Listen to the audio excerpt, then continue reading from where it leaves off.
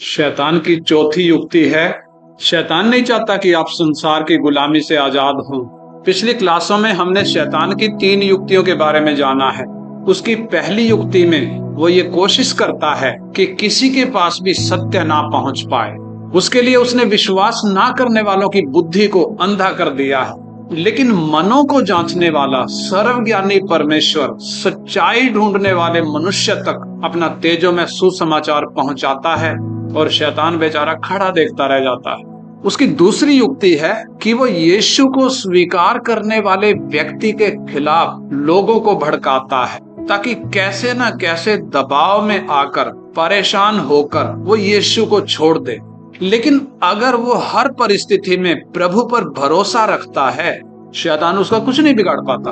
और उसकी तीसरी युक्ति है कि आप मिस्र रूपी संसार ना छोड़ें। पिछली क्लास में हमने देखा था कि फिरौन मूसा और हारून से कहता है, तुम जाकर अपने परमेश्वर के लिए इसी देश में बलिदान करो। यानी जब दबाव काम नहीं आया तो फिरौन बड़ी चालाकी के साथ ये समझौता लेकर आया ताकि इस्राएली मिस्र से निकल ना पाए। ऐसे ही शैतान की चालाकी है कि आप इस संसार से अलग ना हो पाओ। यानी यीशु को भी मान लो लेकिन बाकियों को भी ना छोड़ो, उनको भी मानते रहो, दुनिया के रीति रिवाज भी मानते रहो। और ज्यादातर विश्वास करने वालों को उसने संसार में मिक्स कर दिया है। आज चर्चों में पवित्रताई और अलगदाई का उपदेश क्यों नहीं सिखाया जाता, ताकि आप संसारिक बने रहो और संसार के साथ हमेशा के लिए नाश हो जाओ। ये शैतान की युक्ति है और आज हम उसकी चौथी युक्ति के बारे में जानेंगे। पढ़ेंगे परमेश्वर के वचन से, निर्गमन 8:28। फिरौन ने कहा, मैं तुमको जंगल में जाने दूंगा कि तुम अपने परमेश्वर यहोवा के लिए जंगल में बलिदान करो, केवल बहुत दूर न जाना और मेरे लिए विनती करो। फिरौन मूसा को क्या कह रहा है? जब मूसा ने उसका पहला समझौता ठुकरा दिया कि हम मिस्र में रहकर बलिदान नहीं करेंगे बल्कि जंगल में 3 दिन के मार्ग पर जाकर अपने परमेश्वर के लिए बलिदान करेंगे, उसके जवाब में फिरौन कह रहा है, मैं तुमको जंगल में जाने दूंगा कि तुम अपने परमेश्वर यहोवा के लिए जंगल में बलिदान करो, केवल बहुत दूर ना जाना, केवल बहुत दूर ना जाना। इसका मतलब यानी तुम अपने परमेश्वर की आराधना तो करो लेकिन तुम्हारी जड़ें मिस्र में ही जमी रहें, ताकि तुम मिस्र से अलग ना हो पाओ, बल्कि तुम हमेशा मिस्र के गुलाम बने रहो। लेकिन फिरौन की तमाम कोशिशों के बावजूद वो इस्राएल को मिस्र में रोक नहीं पाया, बल्कि परमेश्वर ने फिरौन को दंड दिया और अपनी प्रजा को मिस्र से निकाल लाया। ऐसे ही शैतान भी अपने सारे हथकंडे अपनाता है ताकि आप हमेशा संसार और संसार की वस्तुओं के गुलाम बने रहो। उसके लिए शैतान घर वालों के द्वारा, रिश्तेदारों के द्वारा, जान पहचान वालों के द्वारा आपसे बात करेगा।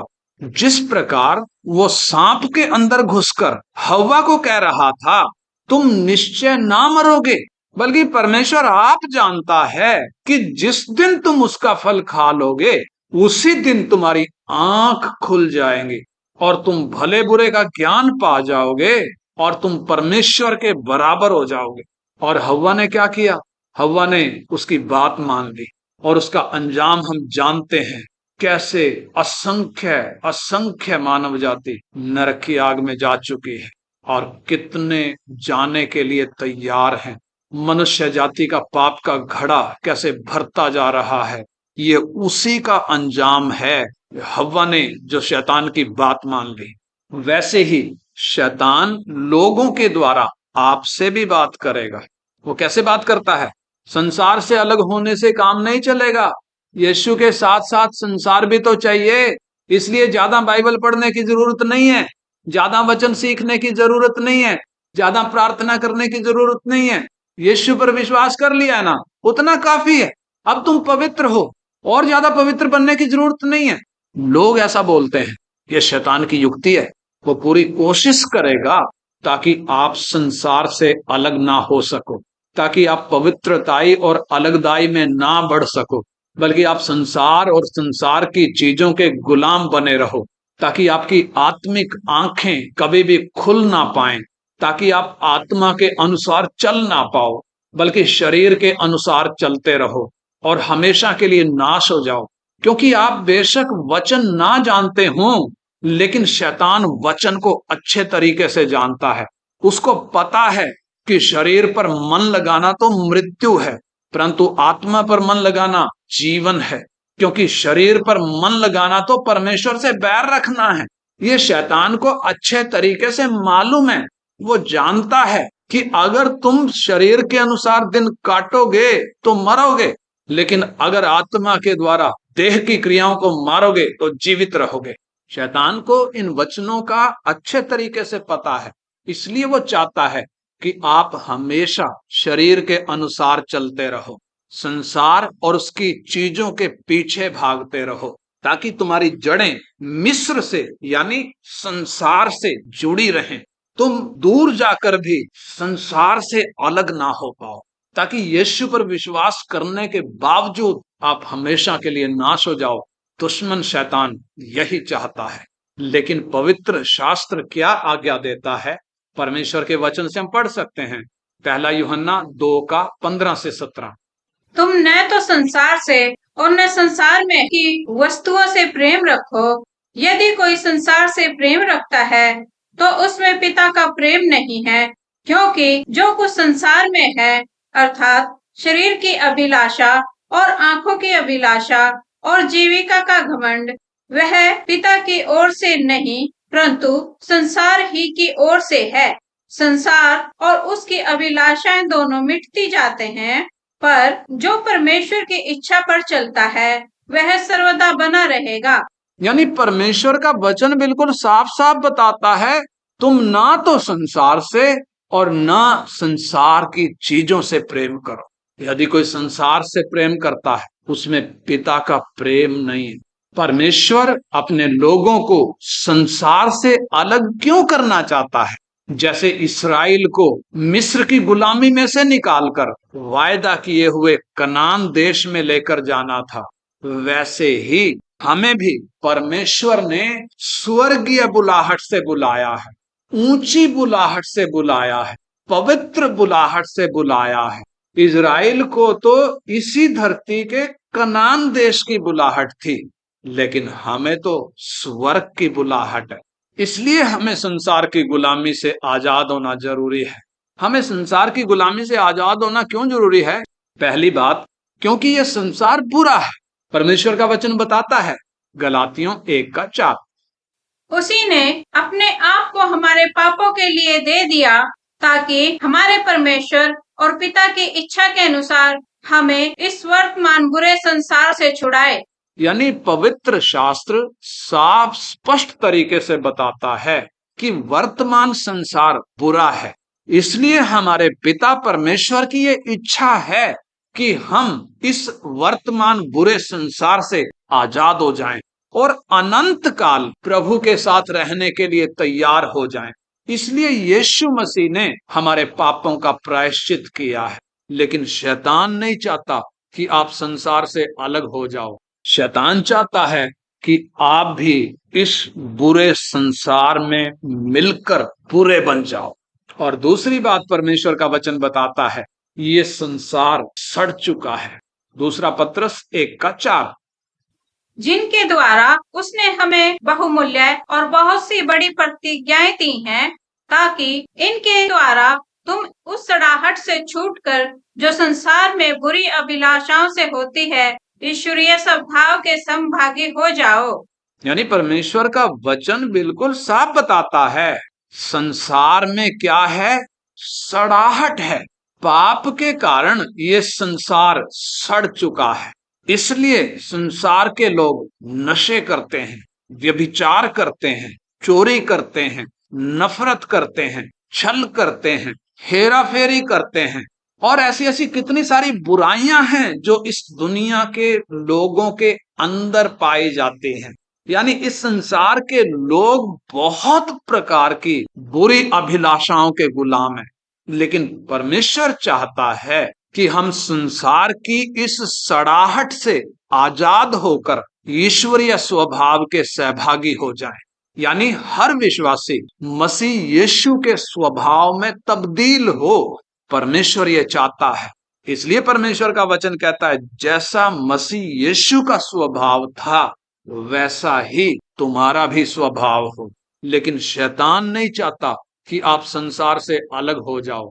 शैतान चाहता है कि आप भी संसार की इस सड़ाहट में फंसे रहो।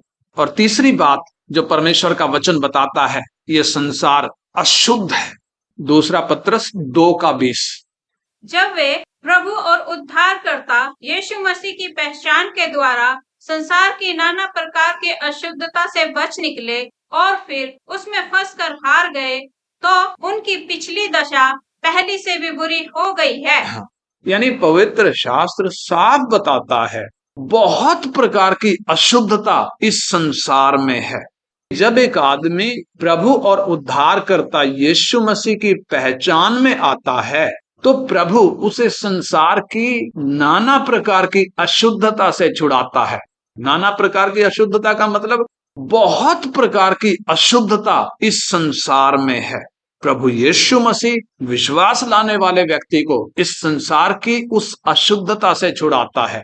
लेकिन जो व्यक्ति इस संसार की अशुद्धता से छूटने के बाद फिर से संसार के पीछे भागते हैं, उनकी बाद वाली हालत पहले वाली हालत से भी ज्यादा बुरी हो गई है। इसलिए हमें संसार की नाना प्रकार की अशुद्धता से बचे रहने और पवित्रताई अलगदाई में बढ़ने की जरूरत है। लेकिन शैतान चाहता है कि आप भी इस संसार की नाना प्रकार की अशुद्धता के द्वारा अशुद्ध बने रहो, कभी भी पवित्र ना हो पाओ। चौथी बात, ये संसार दोषी ठहर चुका है।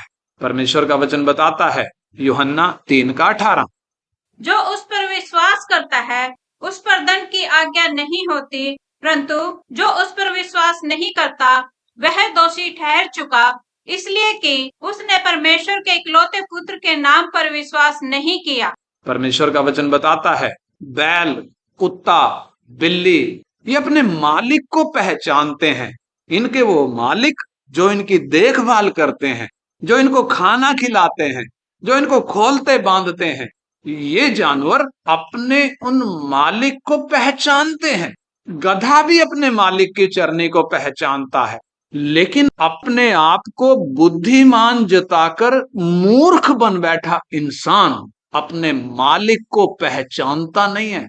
जिस मालिक ने उसको उत्पन्न किया, जो मालिक उसकी श्वासों को चलाता है, जो मालिक उसको उद्धार दे सकता है, उस मालिक को इंसान पहचानता नहीं है। तभी तो सबने अपने अपने अलग रास्ते बना लिए हैं। लेकिन जो एकमात्र मार्ग, सत्य और जीवन है, उस यीशु को स्वीकार करने को तैयार नहीं है। इसलिए सारा संसार परमेश्वर के सामने दोषी ठहर चुका है। यानी इस संसार की हालत क्या है? ये दोषी ठहर चुका है। लेकिन शैतान नहीं चाहता कि आप संसार से अलग हो जाओ। शैतान चाहता है कि आप भी संसार के साथ दोषी ठहरो। और पांचवी बात, संसार पर दंड की आज्ञा हो चुकी है। यूहन्ना 3:19। और दंड की आज्ञा का कारण यह है कि ज्योति जगत में आई है और मनुष्यों ने अंधकार को ज्योति से अधिक प्रिय जाना, क्योंकि उनके काम बुरे थे। यानी परमेश्वर का वचन साफ बताता है संसार पर दंड की आज्ञा हो चुकी है, बस दंड मिलना बाकी है। दिन प्रतिदिन बढ़ती जा रही प्राकृतिक आपदाएं, जैसे कि जगह जगह बादल फट रहा है, बाढ़ आ रही है, बिजली गिरकर लोग मर रहे हैं, भूकंप आ रहे हैं, जंगल जलते जा रहे हैं, ये सब आपदाएं संसार पर आने वाले भयानक दंड की पूर्व चेतावनी है। इसके द्वारा परमेश्वर के क्रोध की झलक स्पष्ट दिखाई देती है। इसलिए हमें पवित्रताई और अलगदाई में बढ़ने और यीशु की आमद के लिए तैयार होने की जरूरत है। लेकिन शैतान नहीं चाहता कि आप संसार से अलग हो जाओ। शैतान की युक्ति है कि आप भी इस संसार के साथ दंड के भागी हो जाओ। और छठी बात जो परमेश्वर का वचन बताता है, पृथ्वी और उसकी चीजें जलने वाली हैं। परमेश्वर का वचन साफ तौर पर इस बात को बताता है। दूसरा पतरस 3 अध्याय का 7 वचन पढ़ें। पर वर्तमान काल के आकाश और पृथ्वी उसी वचन के द्वारा इसीलिए रखे गए हैं कि जलाए जाएं, और ये भक्तिहीन मनुष्यों के न्याय और नष्ट होने के दिन तक ऐसे ही रखे रहेंगे। हाँ, दूसरा पतरस 3 का 10 से 13 वचन भी पढ़े। परंतु प्रभु का दिन चोर के समान आ जाएगा। उस दिन आकाश बड़ी हड़हड़ाहट के शब्द से जाता रहेगा और तत्व बहुत ही तप्त होकर पिघल जाएंगे और पृथ्वी और उस पर के काम जल जाएंगे। जबकि ये सब वस्तुएं इस रीति से पिघलने वाली हैं, तो तुम्हें पवित्र चाल चलन और भक्ति में कैसे मनुष्य होना चाहिए और परमेश्वर के उस दिन की बाट किस रीति से जोहना चाहिए और उसके जल्द आने के लिए कैसा यत्न करना चाहिए, जिसके कारण आकाश आग से पिघल जाएंगे और आकाश के गण बहुत ही तप्त होकर गल जाएंगे। पर उसकी प्रतिज्ञा के अनुसार हम एक नए आकाश और नई पृथ्वी की आश देखते हैं, जिसमें धार्मिकता वास करेगी।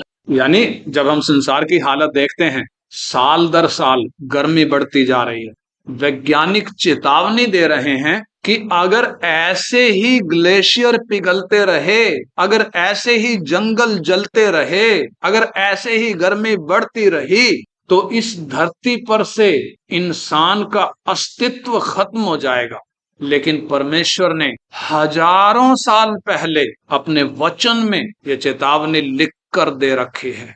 पृथ्वी और उसकी चीजें जलने वाली हैं, आकाश और उसके गण गर्म होकर पिघल जाएंगे, आकाश बड़ी हड़हड़ाहट के शब्द से जाता रहेगा, धरती और उस पर जितनी चीजें बनी हुई हैं, जो मकान इंसान ने बनाए हुए हैं, जो संरचनाएं इंसान ने बनाई हुई हैं, वो सब जल जाएंगी।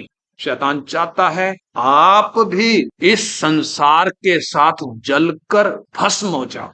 और सातवीं बात, परमेश्वर का वचन बताता है हम संसार के साथ दोषी ना ठहरे।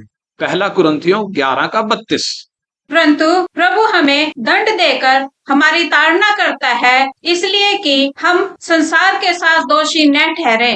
यानी परमेश्वर का वचन बिल्कुल स्पष्ट बताता है कि हम संसार के साथ दोषी ना ठहरें। जब परमेश्वर इस्राएलियों को मिस्र की गुलामी से छुड़ाना चाह रहा था, तो इस्राएली मिस्र से निकलना नहीं चाह रहे थे, क्योंकि वे सोच रहे थे कि हम मिस्र में ही ठीक हैं। तो आपको मालूम है क्या हुआ?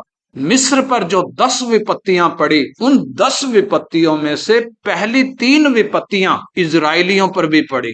उन पर विपत्तियां क्यों पड़ी? ताकि उनकी जड़ मिस्र से उखड़ जाए और वो मिस्र से निकलने के लिए तैयार हो जाएं। ऐसे ही परमेश्वर नहीं चाहता कि आप संसार के साथ दोषी ठहरो, लेकिन फिर भी आप संसार और उसकी चीजों से प्यार करोगे तो परमेश्वर दंड देकर ताड़ना करेगा, ताकि आपकी जड़ संसार से पूरी तरह उखड़ जाए, क्योंकि आप संसार के नहीं हो बल्कि स्वर्ग के हो। इसलिए दुनिया के लोग बिना कसूर हमें सताते हैं। उन्होंने हमारे प्रभु को भी सताया, हमें भी सताएंगे। परमेश्वर क्यों ये इजाजत देता है? ताकि संसार से हमारी जड़ उखड़ जाए और हम स्वर्ग में जाने के लिए तैयार हो जाएं। प्रतिदिन हम अपने प्रभु की आमद की बाट जो है, इसलिए तो लिखा है फिलिपियों 3 अध्याय 20 वचन, पर हमारा स्वदेश स्वर्ग पर है और हम एक उद्धारकर्ता प्रभु यीशु मसीह के वहां से आने की बाट जो हो रहे हैं। यानी हम इस संसार के नहीं हैं, बल्कि प्रभु ने हमें संसार में से चुन लिया है। अब हमारी नागरिकता स्वर्ग की है, इसलिए हमें जरूरी है कि हम स्वर्ग से अपने प्रभु और उद्धारकर्ता यीशु मसीह के आने की बाट जो होते रहें, जो हमें लेने के लिए जल्द आने वाला है, ताकि हम हमेशा तक उसके साथ रह सकें। वो वायदा करके गया है, तुम्हारा मन व्याकुल ना हो, परमेश्वर पर विश्वास रखो, मुझ पर भी विश्वास रखो। मेरे पिता के घर में बहुत से रहने के स्थान हैं, यदि ना होते तो मैं तुमसे कह देता, क्योंकि मैं तुम्हारे लिए जगह तैयार करने जाता हूं। और यदि मैं जाकर तुम्हारे लिए जगह तैयार करूं तो फिर आकर तुम्हें अपने यहाँ ले जाऊंगा, ताकि जहां मैं रहूं वहां तुम भी रहो। यानी प्रभु का वायदा है, वो हमें लेने के लिए आने वाला है, वायदा करके गया है।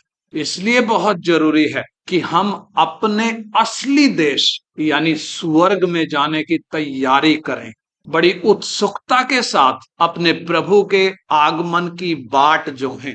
इसलिए परमेश्वर का वचन हमें याद दिलाता है, पृथ्वी पर की नहीं परंतु स्वर्गीय वस्तुओं पर ध्यान लगाओ। क्यों स्वर्गीय वस्तुओं पर ध्यान लगाओ? क्योंकि हम संसार के नहीं हैं, बल्कि हम स्वर्ग के हैं।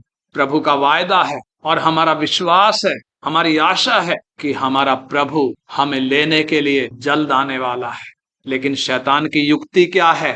वो सारे हथकंडे अपनाता है ताकि आप संसार से अलग ना हो पाओ, ताकि कलीसिया चली जाए पर आप रह जाओ, ताकि जो हश्र इस संसार का होने वाला है वही हश्र आपका भी हो।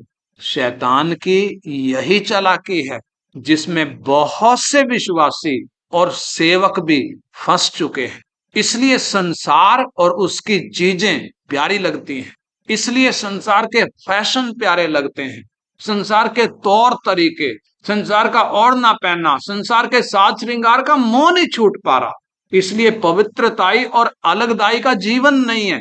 चाल चलन देखने से विश्वासी नहीं बल्कि संसारिक दिखाई देते हैं, क्योंकि संसार से जड़ उखड़ी नहीं है। शैतान के साथ समझौता करके बैठे हैं। जब फिरौन एक के बाद एक समझौते लेकर आया ताकि इस्राएलियों को अपना गुलाम बनाकर रख सके, तो परमेश्वर के भेजे हुए सेवक मूसा ने उसके किसी भी समझौते को स्वीकार नहीं किया, उसके किसी भी समझौते को स्वीकार नहीं किया, बल्कि जो जो आज्ञा परमेश्वर ने दी ठीक उसी के अनुसार किया। इस्राएली फिरौन के खिलाफ नहीं लड़े, बल्कि परमेश्वर खुद फिरौन के खिलाफ लड़ा। परमेश्वर ने उसको मिट्टी में मिला दिया और इस्राएलियों को मिस्र की गुलामी से आजाद कराया। ठीक ऐसे ही परमेश्वर खुद मुजस्सिम हुआ, यानी परमेश्वर खुद देहधारी हुआ और क्रूस पर शैतान के सिर को कुचल दिया, और उसने प्रधानताओं और अधिकारों को ऊपर से उतारकर उनका खुल्लम खुल्ला तमाशा बनाया और क्रूस के द्वारा उन पर जय जयकार की ध्वनि सुनाई। यानी क्रूस के द्वारा यीशु ने शैतान के अधिकार को तोड़ दिया, उस पर जीत का ऐलान कर दिया। और इतना केवल नहीं, बल्कि प्रभु हमें भी कहता है, मैंने तुम्हें सांपों और बिच्छुओं को रोंदने का और शत्रु की सारी सामर्थ्य पर अधिकार दिया है, तुम्हें किसी वस्तु से कुछ हानि ना होगी।